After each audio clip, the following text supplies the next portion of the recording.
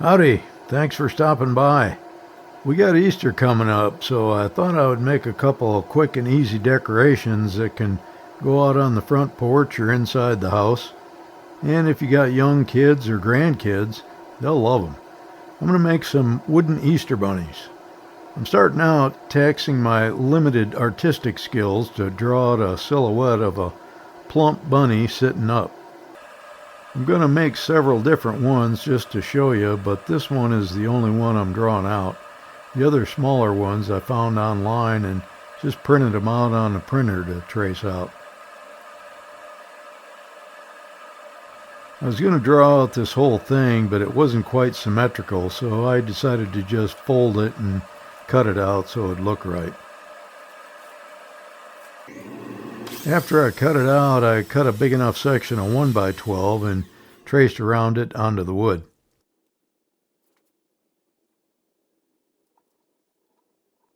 After I got the first half drawn out, I decided it was a little too plump, so I cut it in half and moved it together a little bit and got some tape to hold it together and made it a little narrower and finished tracing.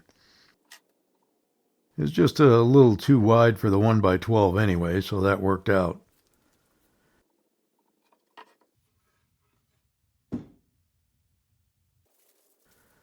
On to the smaller ones.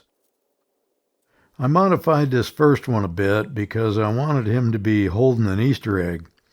I saw a silhouette like that online, but I didn't like the shape of the rabbit on that one, so I modified this one to add the egg in. It didn't look quite right the way I drew the egg in, though, so I cut that out and rotated it a bit for the tracing. That's why it's separate.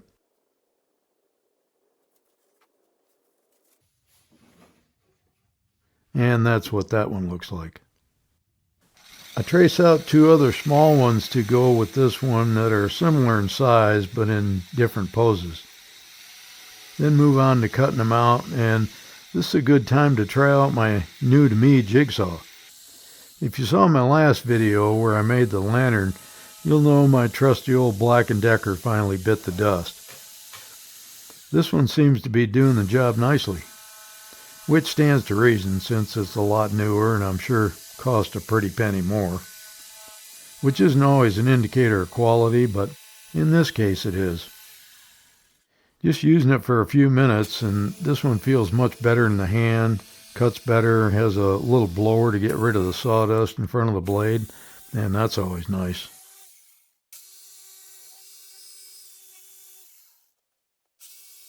Anyway, after cutting out the first small one, I figured they'll be easier to cut out on the bandsaw. So I move on to cutting out the larger ones with the jigsaw. And yes, I made a second larger one too.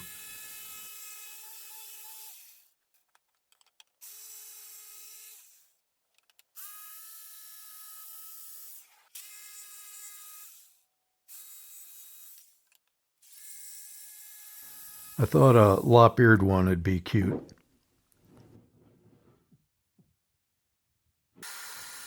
The bandsaw is a little easier to make the tighter turns with for the smaller ones, so that's the only real reason I used it. All of these could be cut out with a jigsaw, obviously. Bandsaw is a lot smoother though, and there's no vibration. Plus I can hold the piece with two hands, so it's easier to be a little more accurate with the cuts.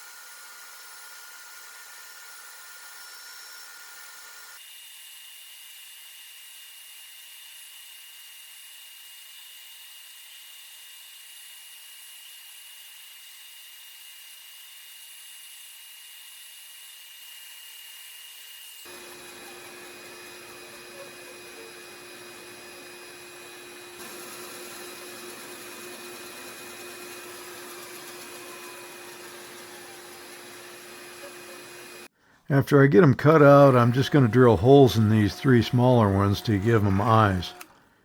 You could draw them on or paint them on if you wanted to. This is just a different way to do it.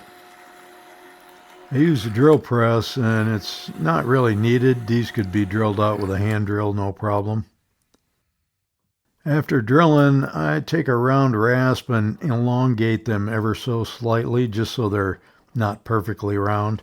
It's just a subtle little difference, and you really wouldn't have to do this, but I thought it might look a little better. After that, it's the inevitable sanding, and I start out with the random orbit sander. I gave each side a quick going over and broke some of the edges, but these are so irregularly shaped I couldn't get in everywhere, but I got what I could this way. Then I needed something to make them stand up, so I'm just going to make some small, simple triangular shaped props to attach to the backs.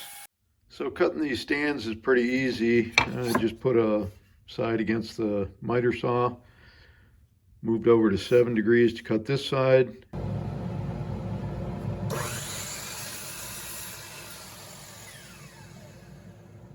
Cut the other side at 45 degrees, and that's it.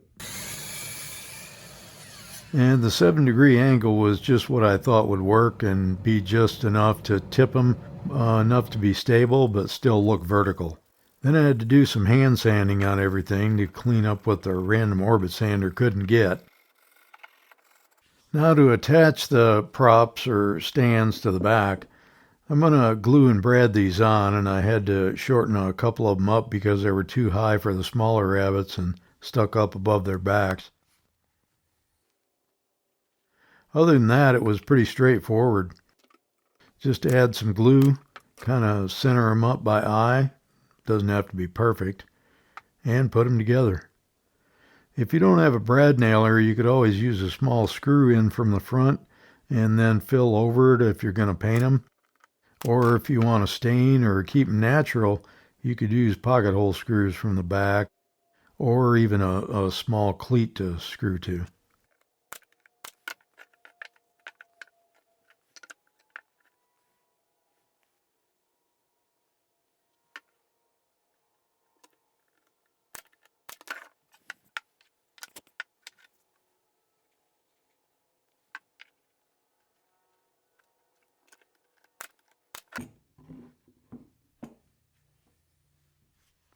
As for finish, well, that's pretty much whatever you want to do. I'm going to stain the large ones with a golden pecan stain from Minwax, which is one of the lightest shades they have in their penetrating stains. I'm just using a folded up heavy duty paper towel to wipe it on. I think it ends up a little less blotchy using that method over flooding it on with a brush. Plus it saves on cleanup, no brush to clean out.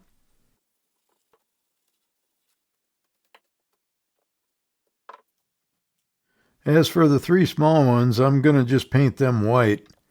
Rabbits do come in a wide variety of colors, so you can pick pretty much whatever you like.